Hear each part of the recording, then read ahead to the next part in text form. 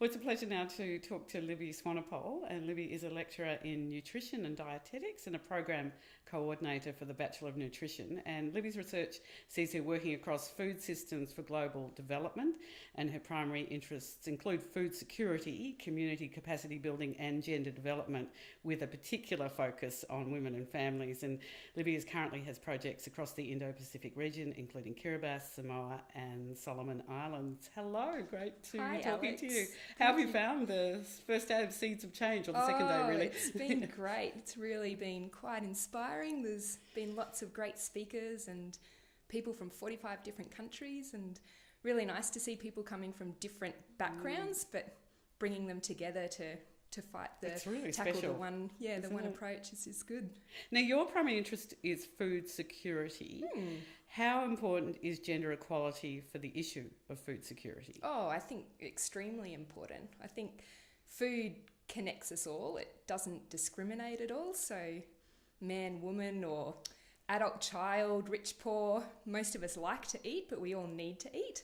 And I think that that's an important concept to understand, that all people need access to safe food that's culturally appropriate and going to provide them with the nutrition they need. Now, you're working in projects, as I said, across the Indo-Pacific region. Can you give us some examples of some of the key challenges? What you're dealing with? And, there was many countries there, Kiribati, Samoa and Solomons. Yeah. So I'll probably focus on Kiribati because that's one that's had the most challenges. Kiribati, many people aren't even aware. It's a very small coral atoll nation, and it's right up on the equator. It's got very poor soil quality because it's coral atoll, so they don't have a lot of growth of fruit and vegetables. Very susceptible to climate change as well. Yet they have this beautiful ocean that's surrounding them, and that's got a lovely supply of edible seaweed. And that's where my focus is on growing this edible seaweed and then integrating it in their diets. And how's it going? What's the response? So, you're known as the seaweed lady? Or? I'm getting that reputation, it seems, which is fine because I fully believe in it, and it's nutritious and it's sustainable. We call it a no-feed crop. So because it's in the ocean and we don't have to feed it with fertilizer or water it, it just grows sustainably on its own, which is great. It makes it something that's easy to glean and then consume in your diet. And the great thing about seaweed is it's something, a role that women play. So the majority of seaweed work is done by women. So they might be walking out onto the reef, gleaning the seaweed, cleaning it, processing it, and we've been looking at using it in different recipes to try and boost the nutritional profile of different foods that are being consumed. Was it used and consumed before this project? In Kiribati, it was very many years ago, but it's not currently consumed in Kiribati. So we've taken a cross-country peer-led approach and used our big sister countries where seaweed is traditionally consumed, so Samoa and Indonesia, and we've used them as role models to mentor the women and families in Kiribati to encourage them to incorporate seaweed. That's fascinating, cross-country peer-led. What's the response been? Brilliant. And interestingly, on both sides, it's been a great success. It's been successful for the women in Kiribati because social support is so important. To get them to change their behaviour, they want to have a healthier diet and they want to have access to healthier foods, but they really require that hand-holding and that social support. So bringing women from other countries where seaweed is such a success has provided them with that support.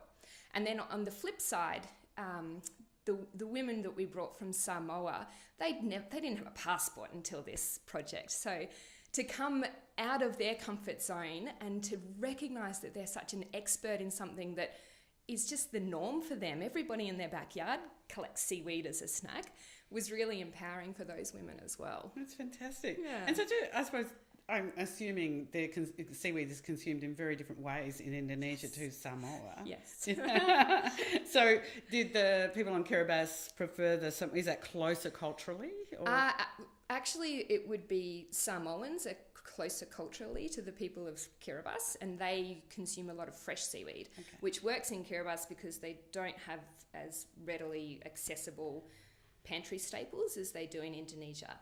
So in Indonesia, they'll mix seaweed with flours to make chips and crackers and those sorts of things, whereas in Kiribati, that's expensive to buy sugar and flour. So it's more the fresh sorts of recipes that they're going for. So it's, as you say, you've got this program in place. It's starting to have great results. So we're at the midpoint at the moment. We'll be back there in a couple of months to check how it's going and to run some more recipe. They're wanting more advice around recipe development and how they can use their local resources in the recipes. So focusing more on that, and hopefully we'll be seeing seaweed being sold along the roadside. And is this now feeding back into the whole household? You talked about the women being very involved in the harvesting and the processing. Yes. Are you starting to see, happier households and families because of this? Yeah. In some cases, you've got the traditional barriers of motivation for behaviour change.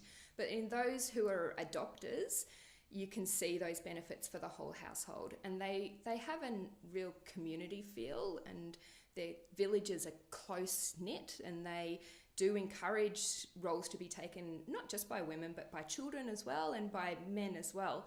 So that's future work, would be to understand what those dynamics are and how we can support and encourage that as a growing industry, especially if we can develop a market for edible seaweed there. Fantastic. Look, it's great to learn about it, and it's so terrific you're at this conference. Yeah, thank you. Thanks, Libby.